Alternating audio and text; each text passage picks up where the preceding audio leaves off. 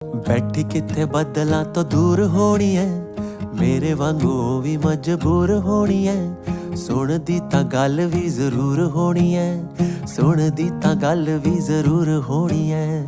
ਪਾਕ ਸੀ ਖੁੱਲਿਆਂ ਫਿਜ਼ਾਵਾਂ ਵਿੱਚ ਜੀ, ਕਾਸ਼ ਕਿਤੇ ਮਿਲ ਜਾਵੇ ਰਾਵਾਂ ਵਿੱਚ ਜੀ। ਰੱਬ ਸੀ ਉਹ ਮੇਰੀਆਂ ਨਿਗਾਹਾਂ ਵਿੱਚ ਜੀ, ਬਣੀ ਕਿਸੇ ਚੰਨ ਦੀ ਹੂਰ ਹੋਣੀ ਐ। ਬੈਠੀ ਕਿੱਥੇ ਬੱਦਲਾਂ ਤੋਂ ਦੂਰ ਹੋਣੀ ਐ,